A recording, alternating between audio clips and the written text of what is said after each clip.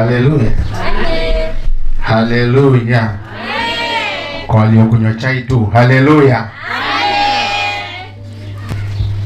Bwana Yesu apewe sifa. Amina. Hembo rafiki zangu, tusalimiane hewani namna hii. Ni asubuhi ya baraka. Mungu awabariki uliopata neema leo kuja kuabudu pamoja nasi. Tunawapenda na Yesu anakupenda. Haleluya. Tunakupenda na Yesu anakupenda. Wewe ni wa thamani sana uweponi kwa Bwana. Bwana Yesu apewe sifa. Mungu aliyekulinda juma zima katika vurugu nyingi, bado upo juu ya uso wa nchi. Wewe ni wa thamani sana machoni pa Mungu. Nakuombea rafiki yangu, malango ya 2025 hasa Januari tunayotembea nayo, malango ya Januari, na Mungu na akakutendee kitu. Tunaendelea na somo letu kwa wale ambao tulianza nao la kile kitabu cha Yohana sura ya kwanza, ule mstari wa kwanza mpaka wa 5. Nasema hapo mwanzo alikuwako neno, na neno alikuwako kwa Mungu, naye neno alikuwa Mungu. Bwana Yesu apewe sifa. Na Biblia inasema hakikufanyika chochote pasipo huyo kilichofanyika. Na akasema na ndani yake ndimo ulimokuwa uzima wa milele, na ule uzima ulikuwa nuru ya watu, na nuru yang'aa gizani, wala giza halikuiweza. Bwana Yesu apewe sifa.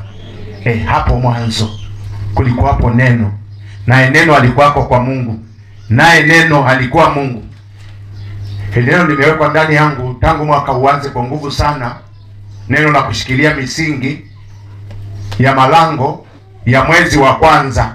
Mwezi wa kwanza ni malango kuendea miezi mingine. Tunataka Yesu akujengee msingi mzuri kwenye haya malango ya Januari. Kama ulikuwa pamoja na sisi wakati wa mkesha wa kuingia mwaka mpya, wakati umepewa lile neno la Isaya sura ya 40 ule mstari wa 31, unasema wamngojao Bwana watapata nguvu mpya. Wamngojao Bwana watapata nguvu mpya.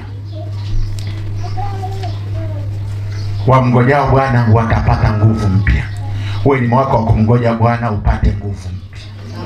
Hili na tulikuwa nao Hamisi, nikakwambia ili neno la Mungu lifanye kazi lazima iwepo nguvu.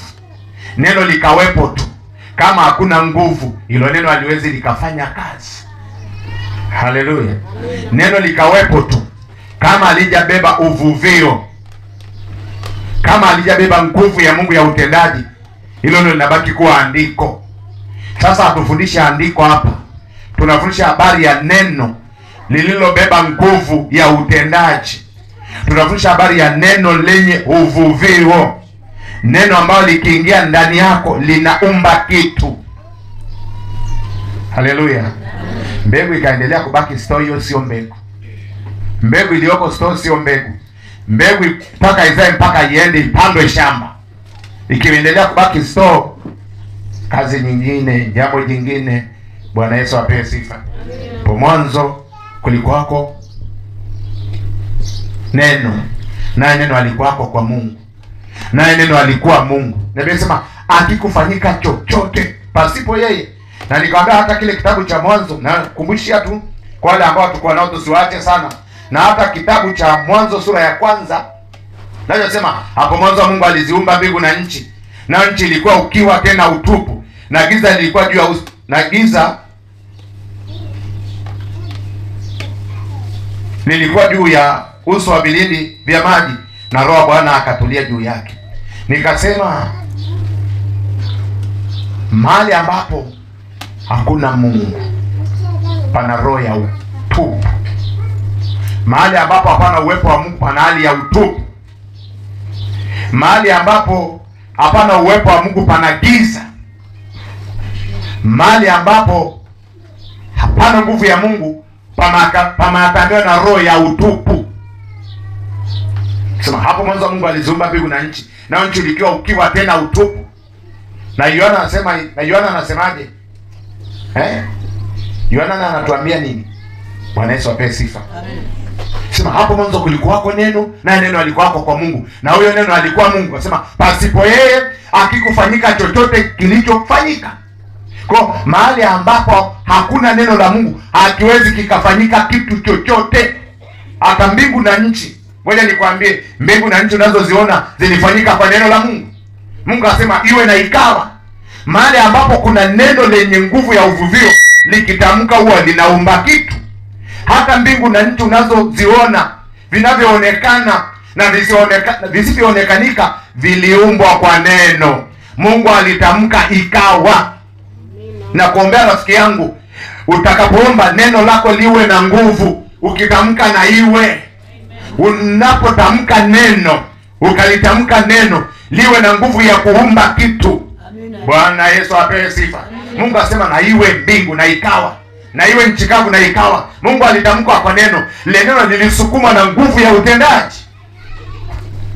Lakini kule mwanzo, kabla hajawepo nguvu ya Mungu ya kuumba, palikuwa na roho ya utupu na ukiwa. Hii roho inaweza ikatamia pia maeneo kama hapo mwanzo, wakati Mungu anaziumba mbingu na nchi, nchi ilikuwa utupu na ukiwa. Mahala popote ambapo hakuna neno la Mungu, iwe ni kwenye familia, iwe ni kwa mtu, iwe ni eneo, panakuwa na roho ya utupu na ukiwa. Nasema hivi, mahali ambapo hapana Mungu, nguvu ya Mungu, panatamiwa na roho ya utupu na ukiwa. Haleluya. Nchi iliatamiwa. Unajua kuatamiwa kama kuku anavyokusanya mayai yake au vifaranga. Kwa nchi iliatamiwa na roho ya utupu na ukiwa. Hata mtu ambaye ana neno la Mungu ndani, unaweza ukaatamiwa na roho ya utupu na ukiwa. Haleluya. Unaweza ukaatamiwa. 2024 na kuombea rafiki yangu, usiatamiwe na roho ya utupu na ukiwa. Hapo penye utupu Mungu aweke kitu. Hapo penye ukiwa Mungu aweke neno liondoro ya ukiwa kwa jina la Yesu. Haleluya. Ukiwa, utupu. Hii ni roho. Nasema hii ni nini? Ni roho.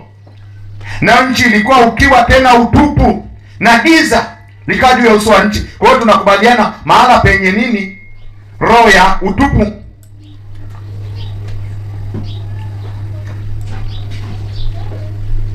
Panakuwa na giza. Panakuwa na nini? Giza. Na nchi ilikuwa ukiwa tena utupu. Nchi ilikuwa ukiwa. Na nchi ilikuwa ukiwa tena utupu, na giza likawa juu ya uso wa nchi. Kwa hiyo mahala ambapo pana roho ya ukiwa na utupu, kitu kinachofuata hapo ni giza. Haleluya. Si Yohana kule mstari wa ngapi mchungaji asema, nao nuru yang'aa gizani, wala giza halikuishinda. Nao nuru yang'aa gizani, wala giza halikuishinda. Bwana Yesu apewe sifa. Nao nuru yang'aa gizani, wala giza halikuishinda. Bwana Yesu apewe sifa. Kwenye Yohana sura ya 1 mstari wa 5. Nayo nuru yang'aa gizani, wala giza halikuiweza. Kwa hiyo mahali ambapo pana giza na ukiwa na utupu ni mahali ambapo hapana neno la Mungu. Hapana Mungu. Tumwambie neno ndiye Mungu. Bwana Yesu apewe sifa. Ukikosa hivi vitu kwenye maisha yako, hakikisha hiyo roho itatembea na wewe. Roho ya ukiwa itakufuata, roho ya utupu itakufuata, na giza litakufuata. Hivi vitu vitatu huwezi kukepana navyo kwenye maisha yako. Haleluya. Bwana Yesu apewe sifa. Nasema hivi vitu vitatu huwezi ukakwepana navyo. Hapo mwanzo kulikuwako neno, naye neno alikuwako kwa Mungu, na huyo neno alikuwa Mungu. Mbili, mwanzo alikuwako kwa Mungu. Niko pale Yohana sura ya 1. Na vyote vilifanyika kwa huyo, wala pasipo yeye hakikufanyika chochote kilichofanyika. Hebu sema pasipo huyo. Hebu sema pasipo huyo hakikufanyika chochote kilichofanyika. Kwa hiyo pasipo neno hata mbingu na nchi haikuumbwa. Pasipo neno. Mungu akitaka kukuponya ataachilia neno kwako. Mungu akitaka kukubariki ataanza kuachilia neno kwako. Kwa hiyo pasipo neno hakiwezi kikafanyika chochote ndani yako. Mungu akitaka kukuponya, haleluya, Nasema Mungu akitaka kukuponya hakutumii maombi. Linatumwa kwanza neno. Neno likishatumwa kwako linasukumwa na nguvu ya maombi. Bwana Yesu apewe sifa. Nasema Mungu akitaka kukuponya. Si wengi tunakimbia kwa ajili ya kukimbilia afya, uponyaji? Hebu tuende hapo. Pasta, wengi tunakimbilia tusife miili yetu. Kwa Mungu akitaka kukuponya, cha kwanza anakutumia neno. Limeandikwa Zaburi ya 107 mstari wa 20 nasema Bwana analituma neno lake. Kwa Mungu akitaka kukuponya atakutumia neno. Zaburi ya 107 Bwana, mstari wa 20. Zaburi ya 107 mstari wa 20. Bwana ulituma neno lake lipate kuwaponya na kuwatoa katika hali ya kuangamia. Kwa unapotumiwa neno likasukuma na nguvu ya uvuvio, limebeba uponyaji, linakuja kwanza. Hebu sema linakuja kukutoa wapi? Kwenye hali ya kuangamia. Zaburi ya 107 mstari wa 20. Ulituma neno lake uwaponya watu na kuwatoa katika hali ya kuangamia. Hapa amesema anatuma maombi. Nasema hivi, anasema anatuma maombi. Sema ulituma neno lake. Ulituma neno lake. Haleluya. Kwa hiyo Mungu akitaka kukuponya hakutumii maombi, anakutumia neno.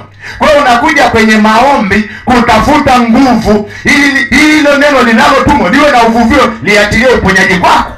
Neno lipo tu. Unajua, Bwana Yesu apewe sifa. Mwambie halo. Mwambie halo uliyefika asubuhi ya leo. Mwambie halo uliyopata neema asubuhi ya leo. Mwambie naongea na wewe. Mwambie ni Biblia peke yake. Mwambie ni Biblia peke yake ambayo inasoma kwa macho mawili, na jicho la kimwili na la rohoni. Vitabu vingine tunasoma kama magazeti, tunasoma na jicho moja tu. Ni Biblia peke yake ambayo inatazama kwa macho mawili, jicho la damu na nyama na jicho la rohoni. Niliwafundisha juzi, nasema macho ya rohoni, macho ya mioyo yatiwe nuru. Ni Efeso ngapi? 1:18. Nasema macho ya mioyo yatiwe nuru. Ni Biblia peke yake ambayo tunaisoma kwa macho mawili. Haya macho ya damu na nyama na macho ya kiroho. Biblia ukisoma kwa macho ya damu na nyama unatoka patu. Unaigeuza kwa Torati. Unaigeuza sheria. Hatuishi kwa sheria, tunaishi kwa neema. Amen. Haleluya. Amen. Bwana Yesu asifiwe. Amen. Naomba mnisamehe tu nitoe mfano mzuri tu, kwa nia nzuri. Haleluya. Nikitumia mfano mtakwazika. Na tuni mfano kwa mfano. Hebu sema kwa mfano. Hebu sema kwa mfano. Hivi wajenga shule mfano unaitwa nini? Wale ambao mkwenda shule unaitwa nini? Haya bwana. Tuongee basi kwa Kisambaa kwa mfano. Haleluya. Mnafahamu Sabato? Naongelea Sabato kwenye Biblia. Siongelee Sabato dini. Sabato kwenye Biblia nasema hivi, pale unaporusha jiwe likadondoka usivuke hapo. Ukivuka umevunja Sabato. Sio mstari kwenye Biblia. Kuna mtu anaweza kushika Sabato hapo? Ukiokota jiwe hapo unapolirusha likadondoka ukivuka hapo umevunja Sabato. Unaona mambo ya Mungu yalivyo magumu. Sabato inasema hivi, Torati ya Musa ndio Sabato. Torati ya Musa inasema ukifumaniwa unapigwa mawe unakufa. Tukikushika tu mawe yanakuhusu. Yesu akasemaje? Asema ukitazama tu kitamani umedondoka jehanamu. Unaonaje huo mziki? Huku kwenye Torati mpaka tukukamate. Tusipokukamata sio dhambi. Hebu sema sheria ni fenzi. Inakuweka mstari usipite huko. Ndio maana mtu anaiba anakomaa sana, nani aliona? Unatafuta, unajua kabisa hilo kosa umefanya na dhamiri na kushuhudia kwa umefanya, unatafuta na mashahidi wa kukutetea. Tunaweza ukatetewa duniani na mbingu itakuteteaje? Maana inajua umefanya. Halo? Amen. Bwana Yesu apewe sifa. Amen. Na usiache habari ya Sabato ya Biblia uone. Kwa hiyo ni Biblia peke yake. Ndio maana Yesu anasema mimi ni Bwana wa Sabato. Haleluya. Amepita kwenye shamba, watu wanafunza wamepita kwenye shamba siku ya Sabato, wakakata masuke wakaanza kula. Watu wakajiona, "Halo, mbona wanafunzi wako wanaharifu mapokeo wazee na siku ya Sabato?" Akamwambia, "Wewe bwana wewe, aliye na bwana harusi hahitaji kufunga.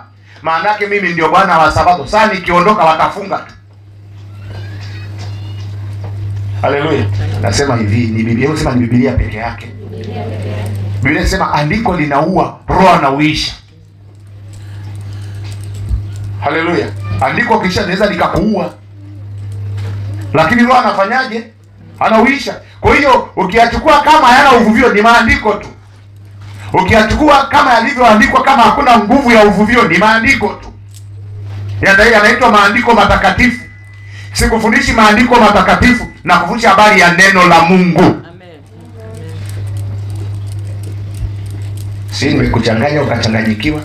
Sikufundishi maandiko matakatifu, na kufundisha habari ya neno la Mungu. Biblia inasema Yesu ndiye neno. Hapo mwanzo alikuwepo neno. Nikisema Yesu ndiye neno nimekuchanganya. Mchungaji somee Yohana 1:14 anasema naye neno akakaa kwetu, akavaa mwili, tukauona utukufu kama wa mwana pekee atokaye kwa Baba, na kuombea jambo lako. Haya maombi unayoombea yavae mwili mpaka kizaliwe kitu. Amina. Neno livae mwili mpaka kizaliwe kitu, ndiko tunakotakiwa tufike huko kwa jina la Yesu. Amina.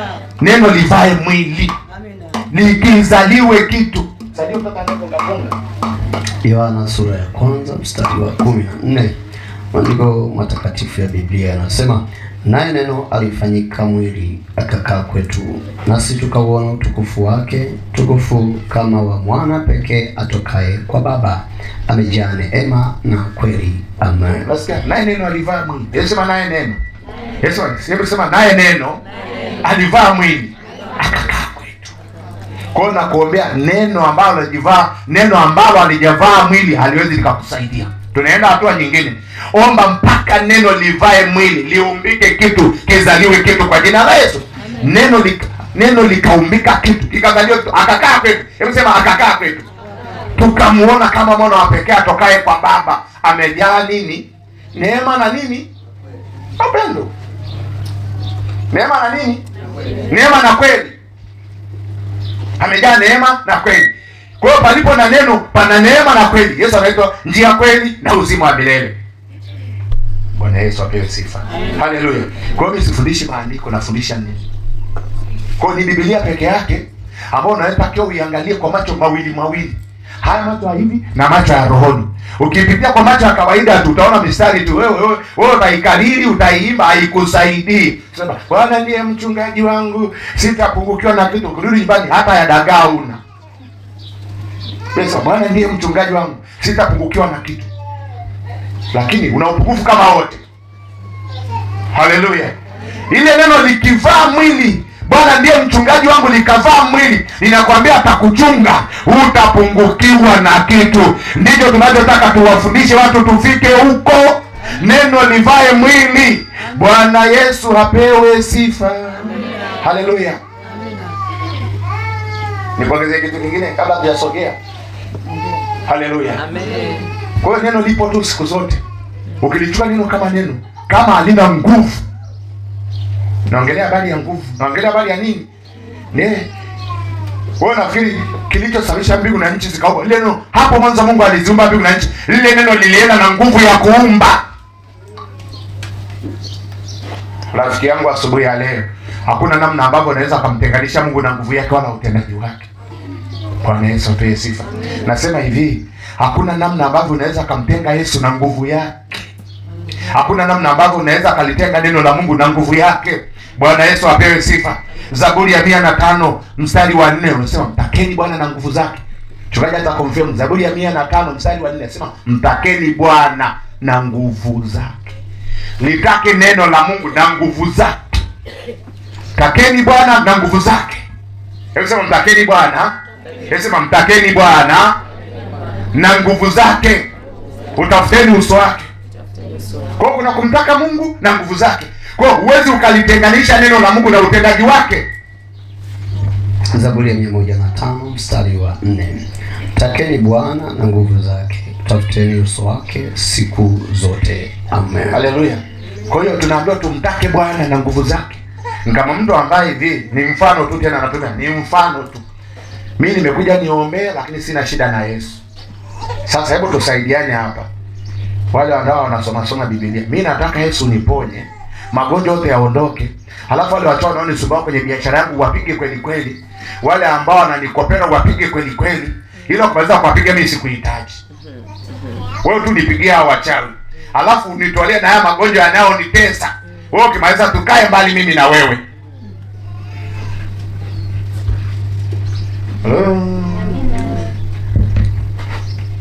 Sasa mimi sio mimi, Biblia sema mtakeni Bwana na nguvu zake.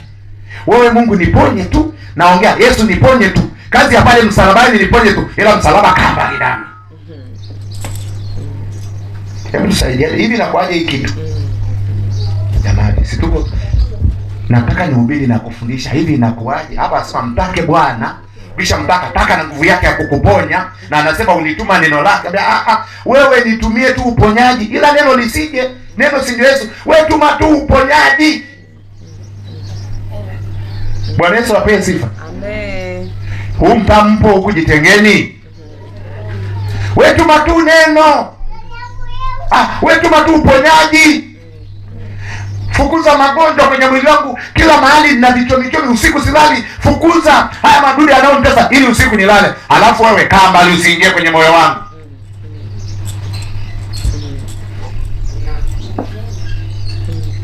Wale kina shekatani wanaonisumbua, fukuza. Hello? Wale wanaonisumbua usiku anapenda mchana kwenye mawati, fukuza. Lakini tupatane, usikae kwangu. Wewe fukuza, ukimaliza usikae kwangu. Najua tuko kwa darasani hivi na kwaje kitu. Unaona tunapopishana na muujiza wa kutendewa Unaona tunapokosa baraka na uponyaji. Mungu anasema na mtu asubuhi ya leo. Uona ambavyo watu tunamwekea Mungu mpaka. Unataka Mungu aondoe matatizo yako, lakini muondoa matatizo humtaki. Unataka Mungu aondoe magonjwa yako, lakini mponyaji humtaki. Unataka baraka zake ndiye asili ya mafanikio, lakini humtaki. Hivi nyinyi mkiwaga na shida kule nyumbani, wale majirani zenu ambao hata msalimiani, saa mboga imeisha usiku, mnaendaga kuomba chumvi? Hamna, wewe. Kwa nini wewe? Una ushirika naye? Chumvi pameharibika, unaangalia kibobo hakina chumvi. Huko nyumba ya jirani, mtoto nenda kwa mama fulani mwambie aniazime chumvi. Huko imeisha ghafla. Mkikutana kwenye jana msalimiani, mwapishana kama mafuso tu. Hata mafuso anawashana indicator. Haleluya. Amen. Wanaoendesha magari wanajua kuna viashiria vyao, wanasalimiana huko barabarani. Wewe unapitana naye tu kama. Halafu chumvi imeisha. Moya nenda kwa fulani, mwambie naomba kachumvi kidogo. Mnafanyaga hivyo? Hamna, wewe. Mnafanya hivyo? Hapana. Wewe. Mtu usiyemsalimia, una mahusiano naye, hata msalimiani. Asubuhi mwapishana tu kama mligombana siku nyingi. Umeshika shida moya, ada ya mwanangu imepelea kwa 10,000 rafiki yangu. Hebu naomba nijalizie mwisho wa mwezi nitakuleta. Mnaenda kufanya hivyo Unaambia fulani anaweza akakukopesha fulani hivi nitaingiaje kwa fulani? Wewe unapasa kwa Yesu unaingiaje na una uhusiano mzuri naye? Huko kwa Yesu unaingiaje na hujakaa vizuri naye? Niko kwenye kipengele kinachosema mtakeni Bwana na nguvu zake. Mtakeni Bwana na nguvu zake. Akasema utafuteni uso wake. Tunautafuta kwa njia ya kuomba. Na ndio maana tukitamka baraka watu wengine hawapokei. Na vikikaa, kwa sababu ndani yako hakuna sumaku ya nguvu ya Mungu na neno kuvishikilia, kesho vimechomoka tu. Vitachomoka tu. Nakwambia vitachomoka tu. Kipindi fulani nilitoa hospitali fulani, nikakuta mama ni mjamzito, yuko mwezi wa 4, anaenda wa 5. Kaambia nimepewa bed rest. Nikaa hapa kitandani mwezi wa 5 anaenda wa 5 mpaka nitakapojifungua. Kwa na miezi 4 ya kulala hospitali hapa hospitali. Nikamwambia hivi, ulishasoma ule mstari kwenye Biblia sema uzao wa tumbo ni thawabu. Anasema hata si ujui. Nikamwambia Mungu anaweza akupa baraka ya mtoto alafu mtoto atake kuchomoka. Kwa nini ameshikiliwa na spakuru? Akaniangalia namna hii. Akambia, yani hata kitanda kisitakiwa kitikisike, nikienda uani mfanye kunyata. Mambo yasiya karibika mtu akafa. Kwa maana yako umekubali ulale na pepo la mauti. Liko hapo karibu lilaze miezi 4 hapa kitandani. Kitanda cha hospitali na cha nyumbani kipi sasa? Cha nyumbani. Akasema lakini daktari, lakini Hema, unataka kwenda nyumbani? Akaniangalia kama unataka kwenda nyumbani, sasa nikijifungua. Kaendelea kukaa hapo kwanza. Nikaendelea kuhudumia wengine kwanza. Asa baada baba nataka kwenda. Wakati aliona natoka. Nikamwambia nataka nikupe Yesu aingie ndani yako. Akiingia ndani yako mambo yanakuwa wa. Sasa mimi nataka niponye tu ila simuamini.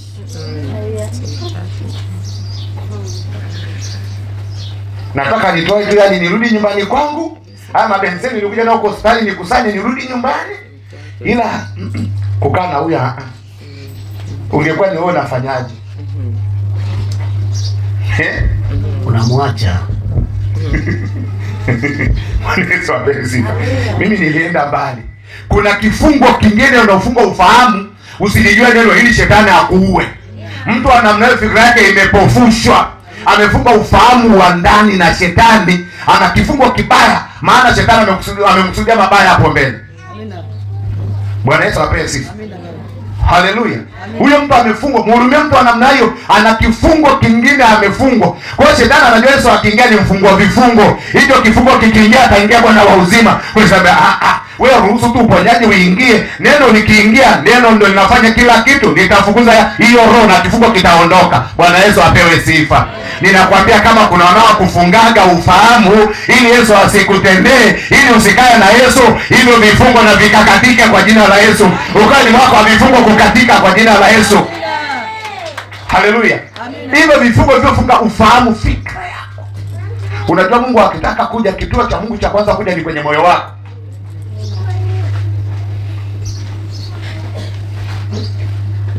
Nisha kufundisha habari ya shetani kufunga fikra za watu. Kwa hiyo shetani anakufunga ufahamu. Anakuambia hii si dini yetu. Sikuhubiri dini hapa, naweza sishughuliki na neno.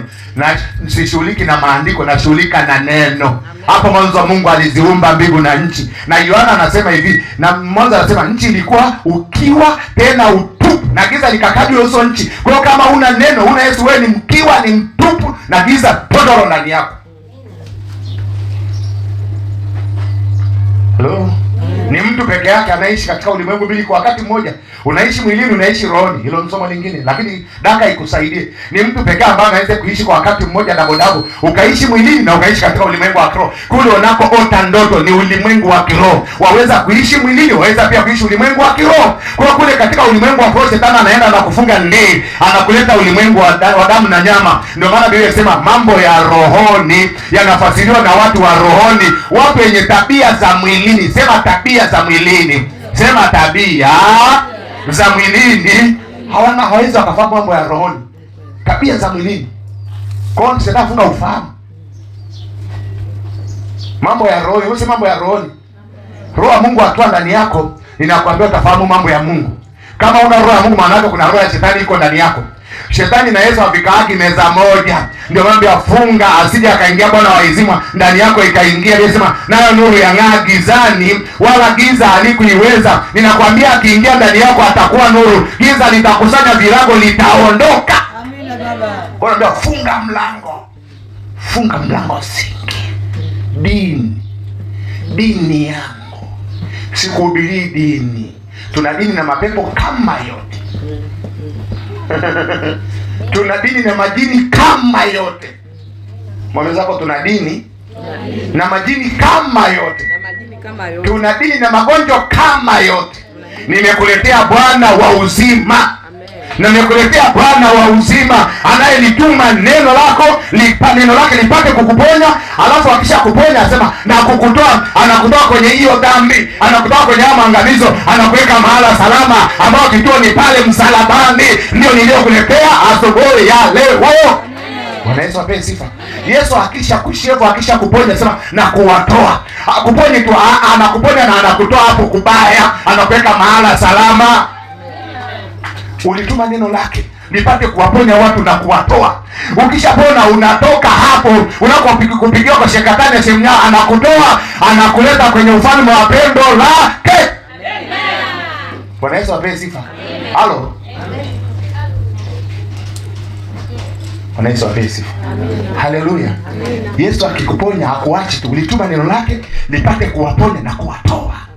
Linakutoa kwenye umasikini. Kila unachofanya utoke. Ukikutana na Yesu ni asili ya baraka. Lile giza linaambia toka, utupu toka, umasikini toka. Ukiwa pepa, Yesu anabandika roho ya utoshelevu ndani yako kwa jina la Yesu. Na nuru yang'aa gizani, wala giza halikuishinda. Huwezi kuona mahali Biblia inasema toka giza. Yesu tu akiingia giza linakusanya virago, linaondoka. Ndio naambia mimi niombee tu. Kisha niombea nirudi nyumbani kwa mume wangu na watoto wangu, najisikia vibaya mume wangu anaponifuata hapo hospitali na watoto. Lakini hii habari ya kuniambia tena Yesu ndo ananichanganya sasa. Unaonaje ukakaa hapa miezi 4 au 5 zaidi, alafu kazana katoto kakafa akaniangalia hivi. Sasa si ndio maana amelala hapa, kanaweza kakachomoka na kakafa. Maana yake kwenye tumbo lako hicho kiwanda kinachoitwa tumbo kimebeba roho ya mauti hapo. Ongea lugha za roho ni rafiki yangu. Maana yake hapo kwenye tumbo lako umelala na mtu huko ndani, lakini kuna na pepo linataka kumnyonga na roho ya mauti umeilaza hapa. Nikamwambia wewe pepo, ule mtabisha huyu mwanamke toka. Pale kitandani akaanguka puu. Manisa akaja ngine. Wewe baba unapelekea msala huko hospitali. Huyu mwenyewe tu yuko bed rest amepiga tumbo chini pa. Nikamwambia kama imeshikwa na spaguruna itoke. Lakini kama ni ya Mungu haitoke tena. Sitoki, ngamba unatoka leo. Ile pepo lilipochomoka, mama akakusanya vitu akaenda nyumbani na akajifungua salama na katoto likakubwa leo. Bwana Yesu apewe sifa. Wewe unalala hospitali na pepo unalilaza huko bed rest na majini. Ina nganga za roho best. Haleluya. Daktari ameniambia niko bed rest. Na una rest na kapepo kako kama mauti hapo. Naenda mdogo usitikisiki hapo kapepo kape lift. Usikalete usumbufu. Kaseka kamchomoa huyo mtu. We, come on. Ukapeleke taratibu. Akataki mtikisiko. Huyo mtu asije akatoka. Haleluya. Ukiangalia kwa macho ya damu na nyama ni bed rest, ila ukienda rohoni kuna nguvu nyingine. Ukitazama kwa jicho la rohoni unajua kuna kitu kingine. Wao matabibu waliangalia kwa jicho la mwilini, sisi tuangalie jicho la roho. Mungu amesema zaeni uzao tumbo ni baraka. Mungu aweza akasema mtu azaliwe tena akatae. Mungu apingani na neno lake. Amina. Halo? Amen. Wewe mwambie zako wewe.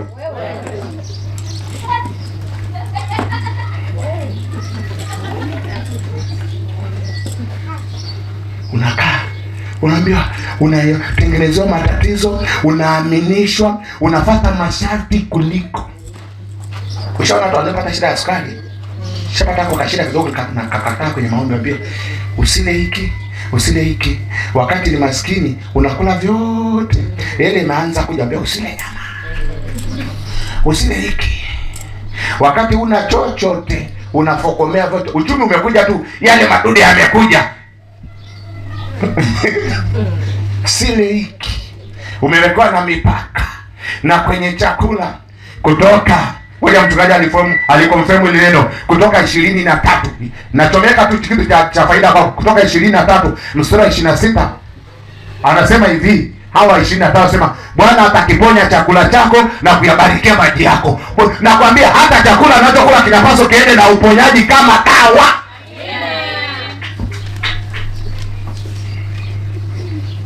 Haleluya.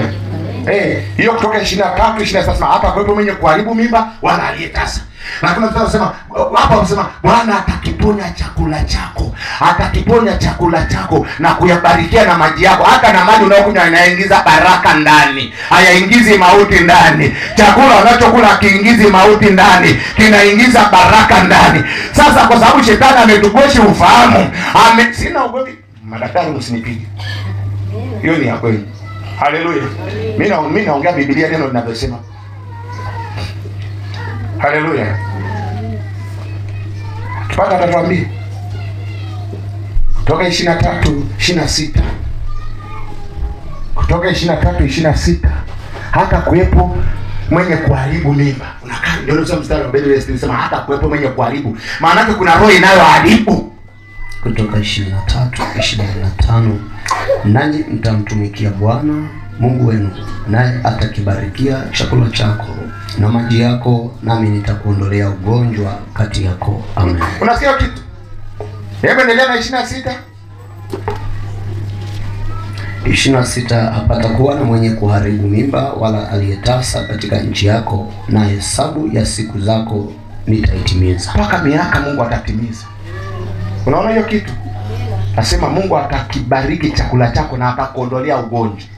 Sasa chakula kimebeba nini? Jamani, tuko darasani, mmeenda wapi? Chakula kimebeba nini? Magonjwa. Sema usile hiki, usile sana wanga, usile kile. Bwana Yesu wa pesa asema atakibarikia na chakula chako, atakuondolea na ugonjwa. Tujifunze hata kuombea na chakula na kupatanisha pia na chakula. Baraka inapokuja usizuie kula vyote kwa jina la Yesu. Unatafuta unatoka majasho kwa namna ambayo sio ya kawaida. Saa ya kula unapigwa pini, usile hiki. We. Mbona hatuzuiaje kula mboga za majani? Ambia kula mboga za majani. Toka pepo mchafu we. Kula mboga tu, kula michicha tu. Toka pepo. Hebu sema toka pepo. Toka pepo. Hapo sema nimeambiwa nile mboga tu. Mimi nitafia msana uzo watu kula chakula. Unasema Bwana atakibarikia chakula chako. Atakuondolea na ugonjwa. Haleluya, sema atakuondolea. Kwa Mungu akilituma neno likija ndani yako linaondoa na ugonjwa. Mungu akilituma neno linavunja na mipaka tuliyowekewa. Nataka na mipaka tuliyowekewa ikatike kwa jina la Yesu. Neno livunje kila mipaka shetani aliyoweka kwa maisha yetu. Hiyo mipaka, neno la Mungu livunje hiyo mipaka. Ule vyote vinavyompa Mungu utukufu isipokuwa kilevi tu. Amina. Sasa tunaambiwa tukatonge mpaka na laga. Sema leo tumeambiwa tukakule vyote. Vinavyompa Mungu utukufu. Amen. Haleluya. Amen. Ndio mahindi usile. Ngano usile. Hiki usile. Kula kidogo tu. Maji sana. Alafu na mboga za majani. Unakuwa nani wewe? Unakufa kesho tu. Unatembea na nyumba kama buu, hata mwili hauna nguvu.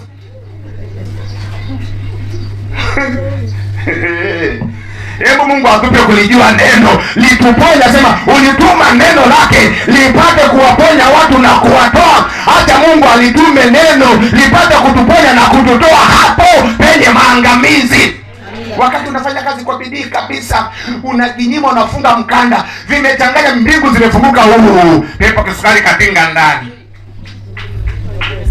Halo? Pepo sukari katinga ndani, ngidi nimekuja. Pepo pressure katinga ndani.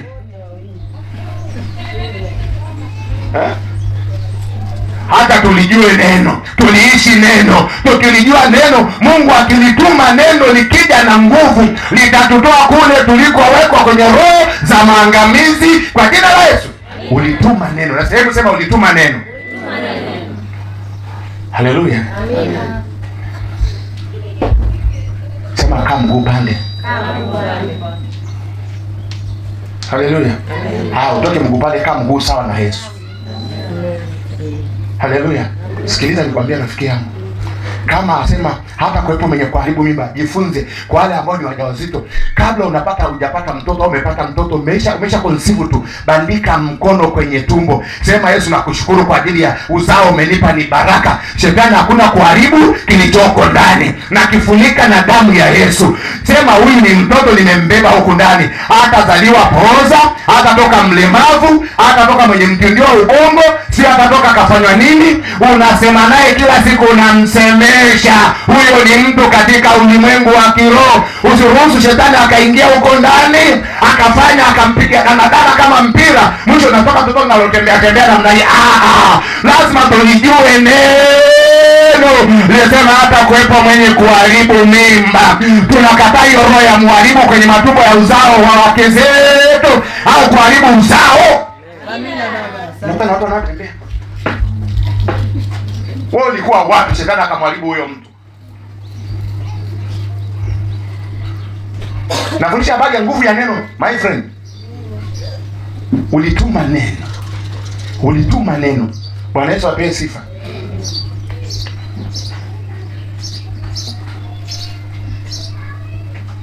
Bwana Yesu apewe sifa.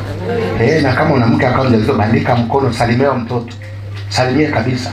Kabila gidi asubuhi mamkaje. Habari ya huko uliko. Wewe ulimwengu unasemaje huko? Na kuombea baraka na kuombea ulinzi. Yesu akulinde. Mchana salimia, usiku salimia na muombe usemeshe huyo ni mtu. Tungekuwa nafundisha hilo somo ningekwambia wakati Elizabeth ni mjamzito, malaika anakuja anamwambia usinywe kileo, maana uliyembeba huyo mtoto sio wa kawaida. Walipewa mpaka na aina ya vyakula. Bwana Yesu apewe sifa. Maana hata chakula kinaweza kikaharibu ulichokibeba. Hata Samsoni mamake Samsoni na babake Manoa waliambia msiye mkanywa divai, huyu mtoto ni mnadhiri. Hata waliobeba watoto wenye roho waliobeba, hata wazazi ambao wamebeba watoto watumishi, Mungu anakuambia wale wazazi wanapewa oni mapema. Wanaambia angalia utachokula, maana uliyembeba umembeba mnadhiri. Najua na tumbo lako libabe wafalme na makuhani, ujue namna ya kuwasomesha na kuwaombea huko ndani. Bwana Yesu apewe sifa. Ulituma neno lake, hata kuwepo mwenye kuharibu mimba wala aliyetasa. Shetani ndiye anayetufanya anavyotufanya. Kikaa na neno. Hebu sema kikaa na neno. Likafanyika mwili. Kwa maana maisha yako anaenda tu hivi namna hii. Na kuambia ndani yako shetani hawezi akaingiza chochote, maana ndani yako iko nuru ya Mungu. Iko nguvu ya Mungu. Hali kadhalika, iwe ni kwenye biashara, iwe ni kwenye familia, iwe ni kwenye uzao. Haleluya. Haleluya. Hasema naye Bwana atakiponya chakula chako. Bwana atakiponya chakula chako na maji yako, atakuondolea na ugonjwa. Asema Bwana hata kile chakula chako sio anakitiaga mazongo. Mliko namna hii, kama kuna nguvu ya Mungu kinaponyeka. Wewe unatwanga na subiri tumbo lijae, anashangaa mambo yanapenda tu. Nini kimepokea uponyaji? Ponya. Chakula kinaombewa ukiponya. Chakula sasa na kukiponya chakula maana yake kikiuletea madhara, maana yake kimebandikwa magonjwa. Kimeumwa. Kwa hiyo chakula kinaweza kikaumwa, kimechacha kimeumwa, unakula vurugu ndani. Haleluya. Bwana Yesu apewe sifa. Ulituma neno lake likapate kuwaponya na kuwatoa. Yeyote aliyekutana na neno la Mungu lilimponya na likamtoa. Haleluya. Nimebana sana hapa kutoa simu. Mungu anaongea na nani? Wakolosai 1:13 asema naye alituokoa na nguvu za giza. Naye alituokoa na nguvu za giza akatuhamisha, akatuingiza katika ufalme wa mwana wa pendo lake. Ngoja pasta akumfirm. Naye alituokoa na nguvu za giza. Naye alituokoa na nguvu za giza akatuhamisha, akatuingiza katika ufalme wa mwana wa pendo lake. Kolosai 1:13. Naye alituokoa na nguvu za giza. Naye alituokoa na nguvu za giza. Naye alituokoa na nguvu za giza. Naye alituokoa. Kolosai 1:13, Biblia inasema naye alituokoa katika nguvu za giza akatuhamisha na kutuingiza katika ufalme wa mwana wa pendo lake. Amen. Nasikia naye alituokoa katika ufalme wa nguvu za giza. Naye, hebu sema naye alituokoa katika ufalme wa nguvu za giza. Baada ya kutuokoa, kilichofanyika tumeshaokoka. Hakutuacha, akatuhamisha. Hebu sema akatuhamisha. Akatuingiza katika ufalme wa mwana wa pendo lake. Kwa hiyo unapookoka, hebu sema unapookoka. Sema unapookoka.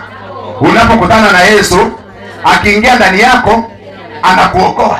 Iwe ni magonjwa anakuokoa. Sio kuokoa na yale mateso, anakubeba kutoka kule kwa shetani, anakuingiza kwenye ufalme wa mwana wa pendo lake. Kwa lazima uame kutoka nguvu za giza uje kwenye uzima. Lazima uame toka magonjwa uje kwenye uponyaji. Kuna kupokea uponyaji na kuhamishwa. Uwezi ukapona tu ukabakishwa hapo. Kanuni ya ufalme wa mbinguni, ukishaokolewa unahamishwa. Na kuombea uhamishike leo kwa jina la Yesu. Toka ng'ambo ya pili ingia kwa Yesu. Sasa wataka uokolewe usihamishwe. Mwambie wenzako inaitwa kituko kingine hiki. Nacho kituko kingine. Nataka hivi wafanyakazi ukihamishwa kituo cha kazi unabaki hapo. Wale waliofanya kazi ukihamishwa unabaki hapo Hapana. Si unaenda kwenye kituo husika. Umetoka kwenye utumishi wa nguvu za giza uliokuwa unatumikishwa. Amekuponya huko. Akikuacha huko yale mapepo yatarudi. Akikuacha ile tabu itarudi. Akisha kuiponya na kukufungua anakubeba moja kwa moja. naomba Yesu akubebe moja kwa moja kwenye mateso. Sema na kukuingiza katika ufalme wa mwana wa pendo lake. Kama ulikuwa mlevi atakutoa hapa. Utatoka tu. Kama ulikuwa ni muhuni, utulii, kiu ya uhuni itaisha. Na kuambia utahamishwa kwenye hiyo dhambi. Kama ulikuwa sijui na kiburi, hilo pepo la kiburi litaondoka, utaingizwa roho ya unyenyekevu. Aliyekutana na Bwana alitengenezwa, alihamishika. Yes. Na alituokoa na nguvu za giza. Hebu sema naye alituokoa. Sema naye alituokoa. Sema naye alituokoa na nguvu za giza. Akatuhamisha. Hebu sema akatuhamisha. Tumeletwa kwenye ufalme mwingine wa pendo la Kristo. Nasema mimi niombee tu madamu. Niombee tu Bwana, ila uniache humu. Bwana Yesu asifiwe. Kama utaki kuhama tunakuacha huko kwa na magonjwa yako. Paki huko. Hizi ndio kanuni ya mbingu. Naona watu mnanikunjia uso. Kwani ni mimi ndio bibi? Mzee Mwina ni mimi? Hivi iko sawa kabisa. Masai kwake polini unamwacha huko. Masai kwake polini unamwacha huko.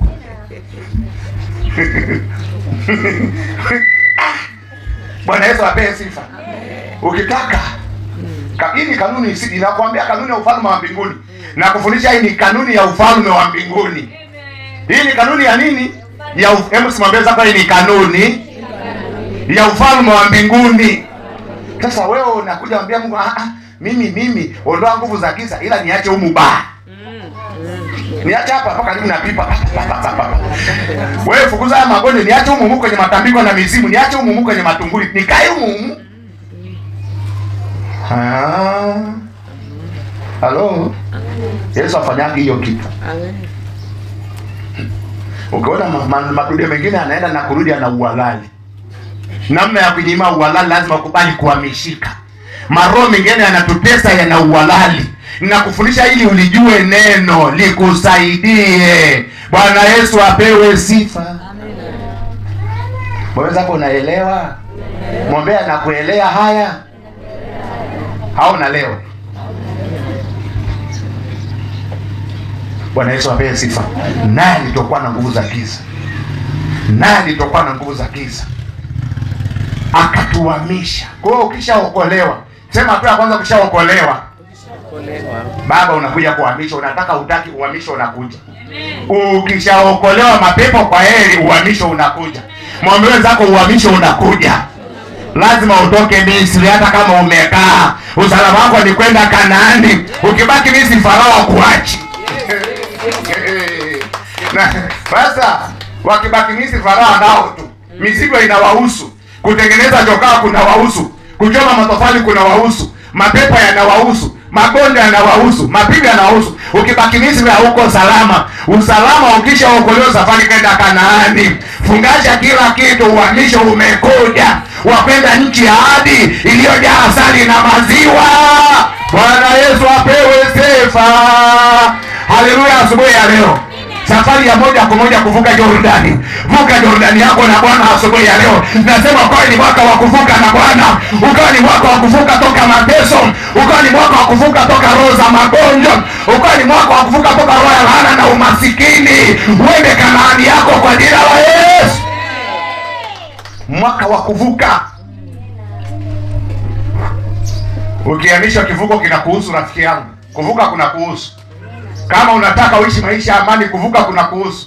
Kanaani ni ya kwako. Haleluya. Ila kama utaki unabaki Misri, Farao na kuhusu. Sasa uchague kimoja. Naye alituokoa na nguvu za giza. Naye alituokoa na nguvu za giza.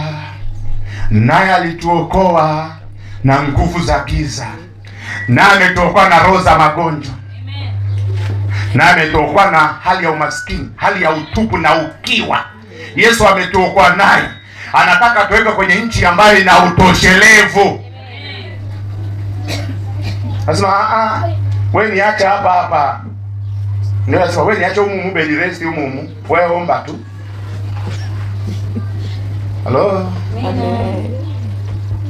Kuna mstari mmoja kwenye Biblia inasema, ukitaka kumfuata Yesu lazima ujikane. Kujikana. Mtu akitaka kunitumikia na ajikane.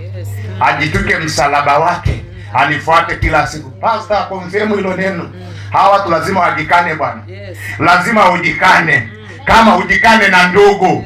Wengine wanamtaka Yesu kizuizi, ni ndugu. Ujikane. Safari ya kwenda msalabani ni ya kujikana. Sema mtu akitaka kunifuata ajikane mwenyewe. Swala la kumfuata Mungu ni la kujikana mwenyewe. Unajitwika msalaba wako na mfuata Yesu kila siku. Ninakwambia ukijitwika msalaba na uponyaji umekufuata kila siku. Ukijitwika msalaba na afya imekufuata kila siku. Msalaba ndio asili ya mema. Mwimbaji mmoja sema tenzi ya 80 msalaba ndio asili ya mema. Tatua mzigo hapo. Nina uzima, furaha daima, njooni mkafurahini papo. Wakafurahi hapo msalabani, pana furaha. Msalaba ndio asili ya mema. Bwana Yesu apewe sifa. Kasema hapo nitatua mzigo. Tua mzigo wako hapo leo. Tua mzigo hapo. Msalaba ndio asili ya mema. Hapo nitatua mzigo. Umebeba mateso siku nyingi, tua leo. Sema ndio akitaka kunifuata. Mathayo sura ya 16 mstari wa 24, lakini pia Marko 8:30. Ndio akitaka kunifuata. Lakini pia na Luka 9:23. Wapeleke mdogo mdogo ili waandike pasta. Mathayo 16:24. Kujikana. Unasema kujikana, neno la kujikana. Wengine mmeshindwa kubeba msalaba kwa ajili ya ndugu. Mathayo 16:24, lakini Marko 8:34, lakini na Luka 9:23. Marko 8:34 na Luka 9:23. Tutasoma mmoja ule wa Mathayo 16:24. Wakati huo Yesu aliwaambia wanafunzi wake, mtu yeyote akitaka kunifuata na ajikane mwenyewe, ajitwike msalaba wake, anifuate. Amen. Kuna mzao sema anifuate kila siku, na utaka huo. Huo ni Luka 9. Tunautaka sio msalaba ni kila siku. Kama unaishi miaka 100 beba miaka 100. Sio leo tu. Sio Alhamisi. Sio Alhamisi tunabeba na Jumapili. Msalaba ni kila siku. Amen. Ile Luka 9:23 akawaambia wote, mtu yeyote akitaka kunifuata na ajikane mwenyewe, ajitwike msalaba wake kila siku, anifuate. Hebu sema kila siku. Kila siku. Sema wale ambao tukaenda shule. Sema wale ambao tukaenda shule. Beba msalaba daily steps. Wale ambao mkwenda shule. Beba kila siku. Haleluya. Beba kila siku. Haleluya. Kila siku beba. Mweza kubeba kila siku. Mbona mmenyamaza tena? Hawa hii imekuwa ngumu. Hamna mpango wa kubeba Mtabaki hapa. Naona hapa pamekuwa pagumu. Panda, change gear. Bwana Yesu asiye. Kama ulikuwa namba 5 badilisha, weka gear namba 1, panda huo mlima. Fika Golgotha na mateso yataisha hapo kwa jina la Yesu. Haleluya. Haubebe msalaba wake. Anifuate. Mtu akitaka kunitumikia anifuate. Kumtumikia Mungu na sababu ni kujikana. Muulize nani anayekuzuia wewe? Muulize huyo jirani, mwambie nani anayekuzuia? Nani kizuizi kwako? Kama ni mtu tumuombe. Kama ni miungu tunaifurumusha leo kwa jina la Yesu.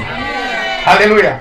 Soma kule Misri wakati Mungu anakuja, malaika anapiga wazaliwa kwanza, ilipigwa mpaka na miungu ya Misri. Maana ile miungu pia ilishika na mioyo ya Waebrania. Wengine wanataka Yesu, lakini kuna roho ya miungu nayo tuibomoe, iachie moyo wako ili Bwana wa uzima aingie hapo. Amen. Haleluya. Ndio akitaka kunifuata ajikane mwenyewe. Sala la kwenda kwa Mungu sio la zumo. Sio la mkumbo. Sio tuko 200. Wangapi wanataka? Tuko 20. Kwenye kanisa, umetuletea balawe mama. Umetuletea kale kadini kakulialia. Huo na mbinguni tunaenda kulia, tuende kushoto. Wameweza mmeweza kwa dini ya kulia, lakini mbinguni tunaenda kukulia. Kuna nesi hapa? Wale walioenda leba wanajua. Kitoto kikizaliwa kisipolia kimekufa. Wanakishika miguu, wanafanya kukinyinginiza, kinapigwa mbamba. Kwa kama ulio manako wewe na umfulie kwa jina la Yesu. Amen. Toka pepo wewe.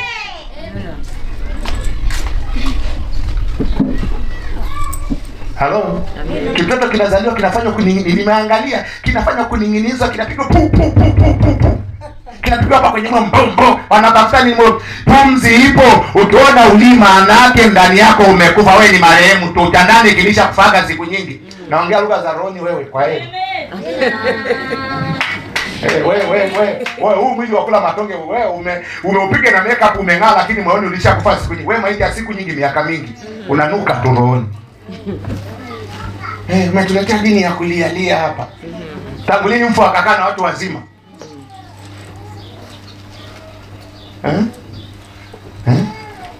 Sema amka usinzie katika wafu, nuru ya Kristo ipate kukuangaza. Amka usinzie katika wafu. Usingizi mwingine ni wakufa. Wamekukalia kikao familia. Yaani mbona unapoenda kwenye pombe akukalie kikao? Na wale wengine mnajifanya ni watoto watakatifu, wengine mnajifanya ni watoto watakatifu saa 8 usiku mnaruka ukuta. Mbona wakaliaji vikao? Umekuja tu kwenye maombi vikao vimeanza. Si wana shetani hao? Pepo toka.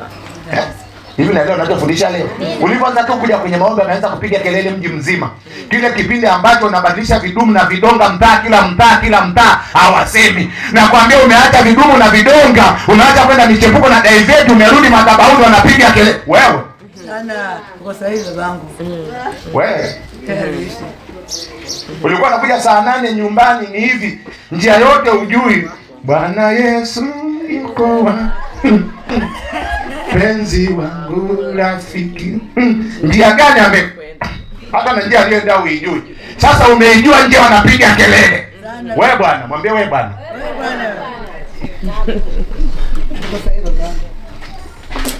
Niliona kilipo fulani mlevi anaruka dimba hajafikia kadondoka katikati. Wakati unaruka kabla hujafika unatumbukia katikati, unaacha kuruka. Tumepita, bombeza hapo tumepita. Poleni mliokunywa. Dimu liko pale. Mtu anaanza kuruka hapa hajafika anaanguka katikati. Wakati unaruka kama mtu anaruka majoka umetoka huko. Tumepigika Tumepigika sana. Umetoka huko ndio anakokalia vikao. Wewe wale walikuwa na kunyoja hajabu kuweka kikao wewe. Bwana Yesu apewe sifa. Kwa hiyo ukiokoka unahamishwa. Naye alituokoa na nguvu za giza akatuhamisha. Kwa hiyo nakwambia hakuna aliyeokoka akabaki hapo. Aliyekutana na Yesu alibadilishwa maisha. Hata lifestyle inabadilika, kila kitu. Lazima lionekane badiliko kuanzia rohoni mpaka na mwilini. Kama hata alikuwa pepo macho ya kuku wa mdondo yanaondoka. Sasa tembea. Kama unadondoka kifafa kesho mahala fulani. Halo? Na miondoko ya adabu inakuja. Unabadilishwa kila kitu. Haleluya. Yaani Yesu ni waajabu, akiingia ndani na kuambia anakushevu. Yale matakataka yanaondoka. Ninakwambia unakuwa na discipline na kila mtu. Nakwambia waliokutana na Yesu walibadilishwa. Tutea nitabadilishwa tufanane. Hebu nisaidie kidogo ana kuimba tutabadilishwa. Kwana tuna mwimbaji mwingine anasema sauti tutabadilishwa tufanane naye. Tutabadilishwa tufanane naye. Imba basi. Tutabadilishwa tufanane naye. Badilishwa tufanane. Simama basi. Tutabadilishwa tufanane naye. Hebu teza. Tufanane naye. Tutabadilishwa tufanane naye. Tufanane naye.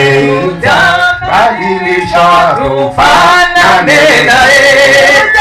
Badilishwa tufanane naye. Tutabadilishwa tufanane naye.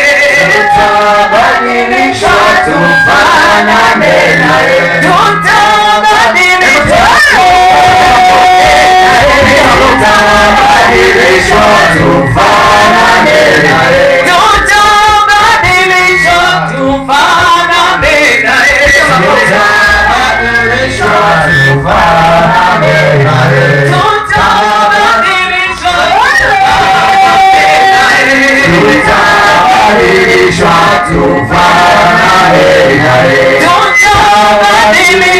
tufanane naye. Tutabadilishwa tufanane naye. Tutabadilishwa tufanane naye. Tutabadilishwa tufanane naye. Hebu piga makofi kwa Yesu. Tutabadilishwa tufanane na Yesu. Najua Yesu anasema tutabadilishwa tufanane naye. Nani Yesu? Aliyekutana na Yesu alibadilishwa akafanana naye. Na tamani 2027 Bwana akubadilishe ufanane naye. Ufanane naye kwenye afya, kwenye biashara, kwenye baraka, kwenye uzima. Tutabadilishwa tufanane naye. Bwana Yesu apewe sifa. Waliokutana na Yesu walibadilishwa. Ukiona hujabadilika umekutana na dini. Ukikutana na Yesu utabadilika tu. Ukikutana na Yesu kuna badiliko tu. Ninakwambia kama ulikuwa hujui kuomba utajua kuomba. Kama ulikuwa hujui kufunga utajua na habari ya kufunga. Anasema mtafuteni Bwana maadamu atapatikana. Kama ulikuwa hujui kumtafuta Bwana utaenda kumtafuta Bwana. Mtafuteni Bwana maana maadamu anapatikana. Ninakwambia itaingia moyo wa kumtafuta Bwana. Nakwambia aliyekutana naye alibadilika. Ulikuwa usomi neno utasoma neno. Ulikuwa uombi utaomba. Ulikuwa uendi kwenye maombi utaenda kwenye maombi. Ulikuwa na tabia kukonyeza utapona. Waliokutana na Yesu walibadilishwa. Halo. Kila aliyekutana na Yesu alibadilishwa. Kuna kubadilishwa. Ndicho ninachokuombea rafiki yangu. Neno likiingia ndani huwa linabadilisha. Neno la Mungu likiingia ndani ya mtu linambadilisha. Sasa atatuhamisha. Akikwamisha na kubadilisha na kuingiza kwenye ufalme wake wa pendo lake ili ufanane naye. Haleluya. Ili ufanyeje? Fanane naye. Mungu sasa natamani kufanana nawe. Natamani kufanana nawe siku zote za maisha yangu. Siku zote za maisha yangu natamani kufanana nawe. Natamani kufanana nawe siku zote za maisha yangu. Siku zote za maisha yangu. Haleluya, barikiwe mwimbaji. Natamani kufanana nawe siku zote. Siku zote, siku zote, siku zote, siku zote. Ninakwambia watu wakikuona watamwona Yesu ndani yako. Watu wakikutana na wewe wamekutana na baraka. Wewe utafanyika baraka kwenye ukoo, utafanyika baraka kwa familia yako, utafanyika baraka kwenye taasisi yako, utafanyika baraka kwenye kada ya biashara. Kila Mungu atakapokuweka utafanyika baraka. Ukifanana na Yesu utafanyika baraka kila utakapokaa. Haleluya. Tamani kufanana na Yesu. Amen. Tamani kufanana na Yesu. Haleluya. Hata mwenyewe sasa wazazi tunajua kuna wale wenye tabia mbaya, mtoto akizaliwa anamwangalia kama ni wa kaka yetu. Mwenyewe unaona hivyo vitu. Mtoto anamsaura. Huyu ni wa kwetu sijui. Wanaangalia nini? Mfanano. Wewe kama mtoto unamkagua na lazima Yesu akukague ufanane na Yesu kwa jina la Yesu. Halo? Amina. Lazima ufanane na Yesu. Halo?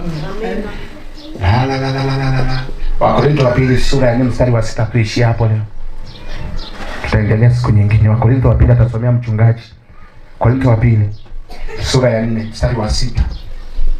Mstari wa 6. Wakorintho wa pili sura ya 4 mstari wa 6. Biblia inasema, kwa kuwa Mungu aliyesema nuru itang'aa gizani, nuru itang'aa toka gizani, ndiye aliyeng'aa mioyoni mwetu, atupe nuru ya elimu na utukufu wa Mungu katika uso wa Yesu Kristo. Amen. Hebu rudia Bwana wewe. Wakorintho wa pili sura ya 4 mstari wa 6. Kwa kuwa Mungu alisema nuru itang'aa toka gizani, ndiye aliyeng'aa mioyoni mwetu. Nuru itang'aa gizani, ndiye aliyeng'aa wapi? Ndiye aliyeng'aa wapi? Hebu sema mioyoni mwetu. Aliyesema nuru itang'aa gizani ndio aliyeng'aa mioyoni mwetu. Kwa maana yake giza linakaa kwenye mioyo yetu. Haleluya. Kwa hiyo nuru inatakiwa Yesu ang'ae wapi? Mioyoni mwetu. Haleluya. Hebu endelea. Ndiye aliyeng'aa mioyoni mwetu. Kwa kuwa Mungu aliyesema nuru itang'aa toka gizani, ndiye aliyeng'aa mioyoni mwetu, atupe nuru ya elimu. Hebu sema tunapata nuru ya elimu. Haleluya, tunaongezewa. Ikiingia hii, Yesu akiingia ndani ya mioyo yetu, tunapata nuru nyingine. Elimu inakuwa kama nuru. Anasema elimu ni mwanga. Tunapata elimu, nuru ya kumjua Mungu. Ya utukufu wa Mungu. Ya utukufu wa Mungu katika uso wa Yesu. Katika uso wa Yesu. Haleluya. Kama una hili giza, uweze kupata elimu ya utukufu wa Mungu. Uweze kupata. Haleluya. Uweze kupata. Yesu akiingia ndani yako tu tayari giza linaondoka. Anang'aa ndani ya moyo wako. Unapata na ufahamu, elimu kama ufahamu wa kumjua Mungu. Elimu si ufahamu, unapata elimu ya kumfahamu Mungu. Unang'aa. Moyo wako unang'aa, giza linaondoka. Haleluya. Rafiki yangu, ulipata neema asubuhi ya leo. Uliacha kila kitu kaja kwenye ibada hii. Naomba nuru ya Mungu ing'ae maishani mwako. Naomba kokote unapokwenda, popote unaposimama, nuru ya Mungu ing'ae ndani ya moyo wako. Popote unapopita, hii nuru iking'aa, na njia zako zimeng'aa, na maisha yako yameng'aa, na utukufu wa Mungu umekufuata. Nuru iking'aa ndani ya moyo wako tu, badiliko limekuja. Ninakwambia kile utakachofanya kitang'aa tu, kwa sababu unang'aa kama Yesu anavyong'aa. Unang'aa kama Yesu anavyong'aa. Ninakwambia hivi, ule mng'ao wa Yesu utakao uko ndani yako. Kinachosababisha unang'aa ni ile nuru ya Yesu ndani yako. Kama Yesu anang'aa, na maisha yako yatang'aa. Kama Yesu ni nuru, na maisha yako yatakuwa nuru. Haleluya. Natamani kufanana. Simama. Naomba simama. Natamani kufanana. Naomba tusimame kanisa. Siku zote za maisha yangu, siku zote za maisha yangu, natamani kufanana nawe. Natamani kufanana nawe siku zote za maisha yangu, siku zote za maisha yangu. Mimi natamani kufanana nawe Baba, natamani kufanana nawe siku zote za maisha yangu, siku zote za maisha yangu. Mimi natamani kufanana nawe. Mimi natamani kufanana nawe siku zote za maisha yangu, siku zote za maisha yangu. Mimi natamani kufanana nawe. Mimi natamani kufanana nawe siku zote za maisha yangu, siku zote za maisha yangu. Sema, Bwana Yesu, nakushukuru kwa ajili ya ukuu wako. Kitabu cha Wakolosai sura ya 1 ule mstari wa 13 nao unasema, naye alituokoa na nguvu za giza, akatuhamisha, akatuingiza katika ufalme wa mwana wa pendo lake, Bwana Yesu. Asubuhi ya leo, kiu yangu unihamishe toka nguvu za giza, toka roho ya mateso, toka roho ya magonjwa. Unihamishe toka roho ya madeni, toka roho ya ukiwa na utupu na giza. Asubuhi ya leo, Yesu, uniingize kwenye ufalme wa mwana wa pendo lako. Niko tayari Bwana, nimeinua mikono juu, ishara ya kusalenda kwako. Unitoe hapa ninakopita, unilete kwenye ufalme wa mwana wa pendo lako. Badilisha maisha yangu. Ufalme wote wa nguvu za giza ulioharibu maisha yangu, ufalme wote wa nguvu za giza ulioharibu ndoa yangu, ufalme wote wa nguvu za giza ulioharibu familia yangu, ufalme wote wa nguvu za giza uliotuharibu kwa magonjwa, leo nimekuja Bwana, unitoe, uniokoe na roho za mateso na makandamizi. Bwana Yesu, unihamishe, uniingize kwenye ufalme wa mwana wa pendo lako, kwa jina la Yesu na kwa damu ya Yesu, kwa jina la Yesu na kwa damu ya Yesu. Ni wewe Jehova. Asante Yesu, maana huu ni mwaka wa kuhamishwa. Sema ni mwaka, huu ni mwaka wa kuhamishwa kutoka roho za mateso.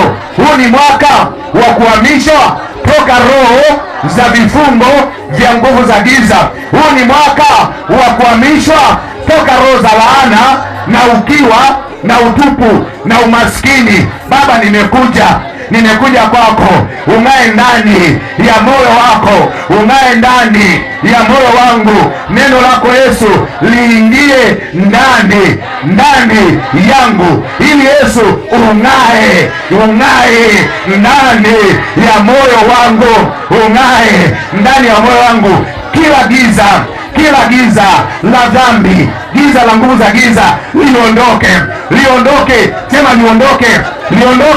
Sema liondoke kwenye maisha yangu, liondoke kwenye afya yangu, liondoke kwenye familia yangu. Giza la mateso liondoke. Kila nguvu, sema kila nguvu iliyonifunga, vifungo vyote vya nguvu za giza, leo Yesu unitoe,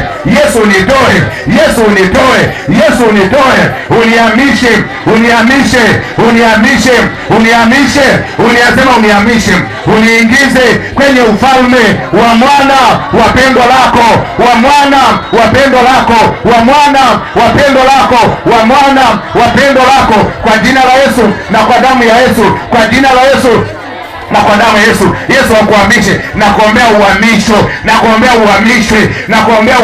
leo. Bwana akuhamishe. Endelea kuomba, ni saa ya kuhamishwa. Hapo ulipowekwa, uhame kwenye nguvu za giza, uhame kwenye roho ya mateso, uhame kwenye hivyo vifungo kwa jina la Yesu. Mwambie Yesu akuhamishe, mwambie Yesu akuhamishe asubuhi ya leo. Mwambie Yesu akuhamishe, mwambie Yesu akuhamishe, mwambie Yesu akuhamishe hapo ulipo, kwenye hilo giza, kwenye ukiwa. Mwambie Yesu akuhamishe, mwambie Yesu akuhamishe. Ni saa ya kuhamishwa. Yesu yuko mahali hapa. Mwambie akuhamishe, mwambie akuhamishe, mwambie akutoe. Ng'ang'ana akutoe, ng'ang'ana atoe familia yako. Mwambie Yesu akutoe. Usikae kimya asubuhi ya leo. Mwambie Yesu akuhamishe, mwambie Yesu akutoe, mwambie akutoe hapa kwenye shimo, mwambie akutoe hapa kwenye hayo mageti, mwambie akutoe, mwambie akuhamishe, mwambie akuhamishe, mwambie akuhamishe, mwambie Yesu nitoe, mwambie Yesu nitoe, mwambie akutoe na watoto wako, mwambie akutoe, mwambie akutoe asubuhi ya leo. Usikubali tarehe ya leo, usikubali. Mwambie Yesu akutoe, mwambie Yesu akuhamishe hapa ulipokaa miaka mingi, hapa ulipokaa muda mrefu. Mwambie Yesu akutoe, mwambie Yesu akutoe asubuhi ya leo, asubuhi ya leo. Wewe ng'ang'ana, tamka neno moja tu, mwambie Yesu nitoe. Neno linasema naye akatuokoa katika nguvu za giza na kutuhamisha. Mwambie Yesu akuhamishe, mwambie ng'ang'ana, Yesu akuhamishe, ng'ang'ana hapo ulipo, usikae kimya.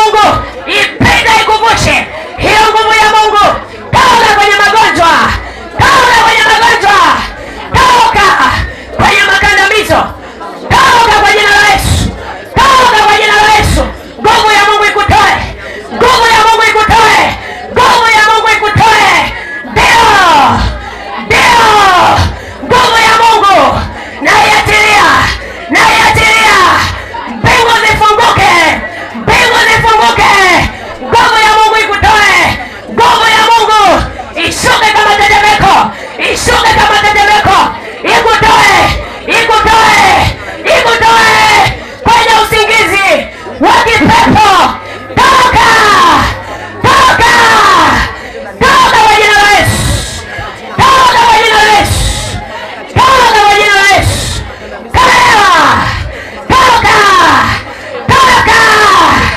toka kwa jina la mateso. Hiyo nguvu ya Mungu, hiyo nguvu ya Mungu itembee, itembee, itembee.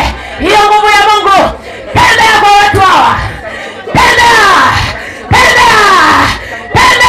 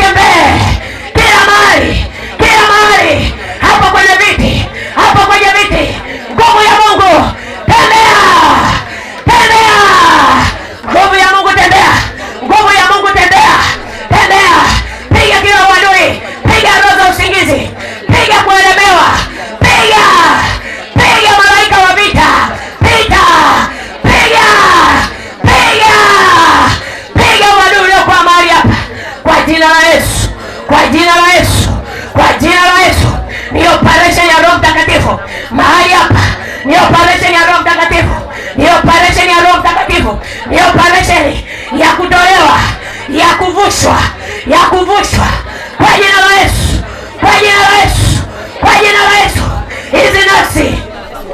Hizi nafsi toka zilipofungwa miaka mingi, toka hapo kwenye utumwa, toka kwenye utumwa. Nafsi yako, weka mkono wako hapo kwenye moyo, weka mkono wako hapo kwenye moyo. Yes, weka mkono wako hapo kwenye moyo. Ndio, nasemesha hiyo nafsi, toka. Vifungo kwenye nafsi, toka. Achiliwa hapo kwenye moyo, kila vifungo, kila utaabishaji wa kipepo, toka. Na uwasha moto hapo kwenye hiyo mioyo, mahangaiko,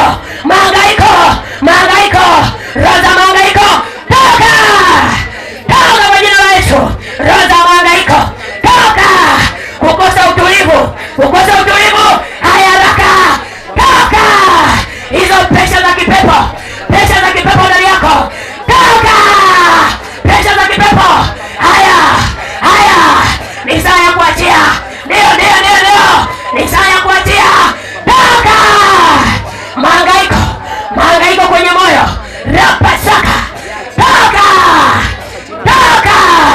Achia huo moyo, achia moyo wa kuabudu, achia hiyo mioyo. Malaika pita kwenye hiyo mioyo, fanya msako, piga kila uadui kwa jina la Yesu, kwa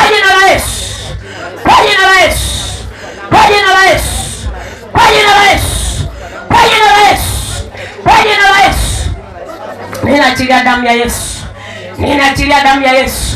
Ninaachilia damu ya Yesu kwenye hiyo mioyo, kwenye nafsi, na iachilia damu ya Yesu, na mimina damu ya Yesu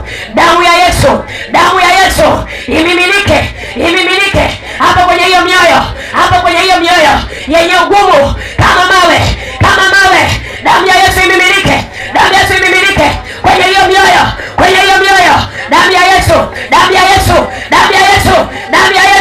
damu ya Yesu, paka kule nje, rapasaka, damu ya Yesu kwenye hiyo mioyo,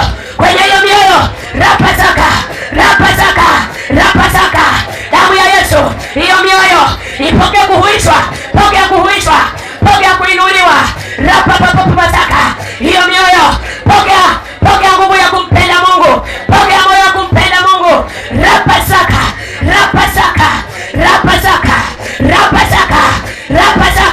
huo moyo, nguvu ya Mungu ipite ndani ya moyo wako, rapasaka, rapapapapasaka. Nguvu ya Mungu ndani ya huo moyo.